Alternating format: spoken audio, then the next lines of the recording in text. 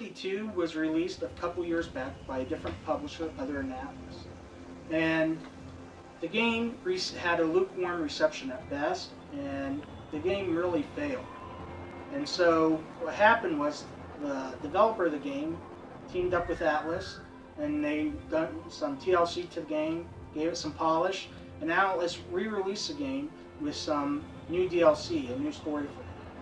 And that game became Divinity II: The Dragon Knight Saga.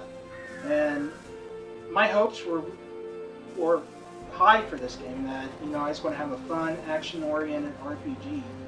And I gotta say, I didn't get that. The game starts you off as a dragon slayer, and you're an initiate, and so you have to become a slayer, and so you have to go and you have to talk to this mage, and she gives you the power to be a slayer, and it's kind of anticlimactic.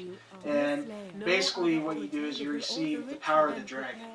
You can't take dragon form, but you have certain abilities. You can read minds, you can become a mage, a wizard, a ranger, paladin, warrior.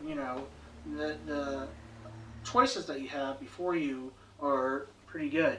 But as you play through the story, about 2-3 hours into it, then you are confronted by a dragon knight, and these are the people that the slayers go after and kill.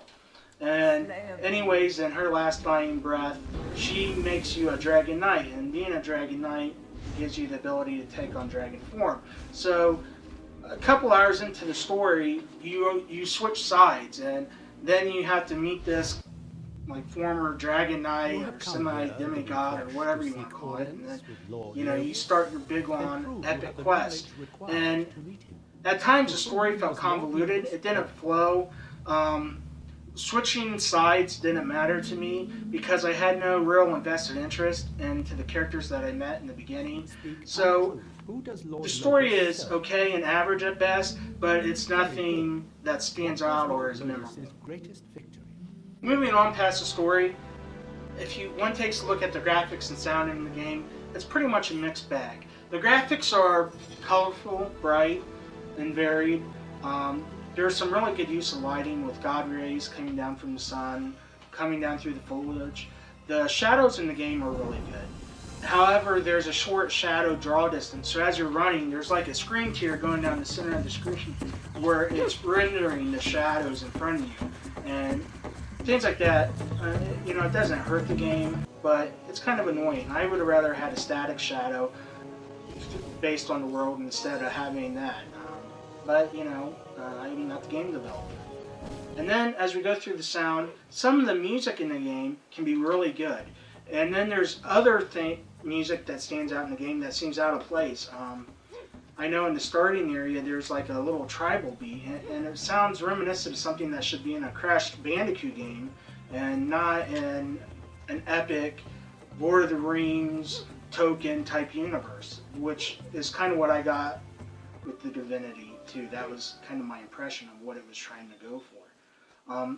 Also, I experienced audio glitches where the sound would cut out, or like you'd be running along and then the music would just quit playing in the background. And then I didn't beat this game. I played about 8 to 10 hours of this game, and I had the game freeze up on me 4 times. So after the last time I played the game, and I had about an hour's worth of gameplay that I had, and the game froze and I didn't manually save it, I just was frustrated. I'm like, I'm done, But again, the graphics and audio in the game, it's sort of a mixed bag.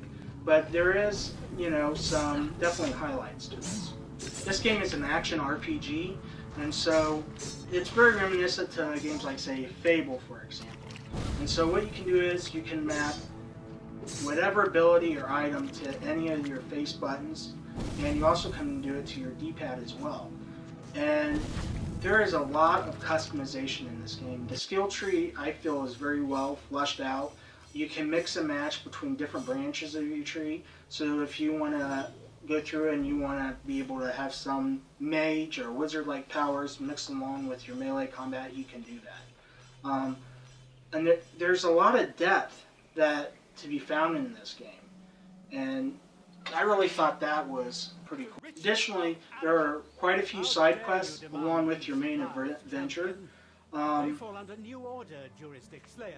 it really pays you to go out and do some exploring. There's hidden caves, there's secret dungeons, and so you can get new loot and things of that nature. On top of that, with the depth in the game, there's alchemy, there's gem crafting, there's enchanting, and the gameplay-wise, there is quite a lot of things that you can do. It really feels like a single-player MMO to me. And, you know, going through wanting to level up and get these items, you know, there's a lot of thought and effort put forth by the developer. I really wanted to enjoy and like Divinity II. There are parts of it that are fun. There's a lot of depth to it. There's a lot of strategy when it comes to, you know, gem crafting, your skill tree, enchantments, going out and finding loot. However, it's like the bad outweighs the good. There's moments that this game could be great, and you could tell that, but there are just so many things wrong with it, or things that annoy me that take away from your experience. The dialogue. When you're talking, your dialogue has choices or outcomes to what or how you say it. However, when you're in this conversation, the screen is blacked out like 2/3, 3/4 of the way, and then each sentence you have to hit okay, and you know, if a guy's got a paragraph to say, let him speak the paragraph, and not have me hit the A button every time he says a sentence. The other thing that annoyed me was I couldn't turn the subtitles off the screen. I hate subtitles, and that option wasn't there. Audio glitches. The audio would cut out, and music in the background as you're running along would just cut out. You know, things like that just take away from the experience. The other thing that really frustrated me with this game was that the game would freeze. And that just, you know, you're going along and you didn't have to save for a half hour or an hour, and then the game crashes. And so now you have to go back and redo an hour's worth of gameplay all over again. That is not fun to me. And the autosave system doesn't say frequently enough and to help out that situation. And so really you have to manually save in this game, I found. And so, you know, at the end of the day, there are moments of greatness. I can tell that there's been a lot of effort put forth by the developer and the publisher in this game, but it didn't quite make it up and over the mountain. And it's there, and if this game came out 6-7 years ago, I mean, it had 9s and 10s across the board, but it's 2012. I think this game was released in April of 2011. I could be wrong with that.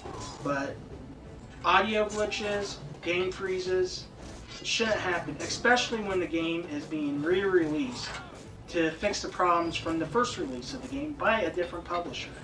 And that just takes away from the experience.